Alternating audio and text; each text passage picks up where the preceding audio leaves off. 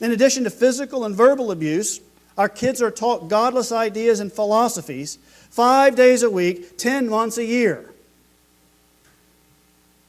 You wonder why you lose them at 12 or 13 years old. I've said it before. Here's why you lose them. Listen to me. Now you might think, well, who's this guy telling me what? You just got to listen to me because somebody needs to tell you this. You need to hear this. The Bible says, do not be deceived. Evil company corrupts good habits. And the Bible says that he who walks with the fools will be destroyed. Here's what happens. You're taking them to church with you. Good thing. If you can get them to go. And by the way, if you say go, they need to go.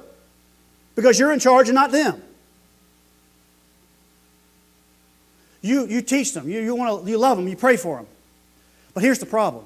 You only get them 2 or 3 hours a day. And the world gets them 8 or 10 hours. And then time when they're on their phone. And time when they're chatting with their friends and looking up YouTube. The world has got them. Day in and day out and day out and day out. And you cannot overcome in 3 hours a night what the world does in 10 hours a day. And then over the course of years, this child begins to think like the world, believe like the world, deny God's existence. Why? You say, why? Because that's what they were trained to do. It is the exception when you end up with a truly godly child who comes out of public education. Why? Because God said if you put them in that environment all the time, they're going to end up just like that environment. Imagine in Israel, imagine in ancient times in Israel. Imagine a faithful Jewish family. Got these little Jewish boys and girls. They're faithful to Yahweh. They go to the temple. They give tithes. They give all the alms they're supposed to give.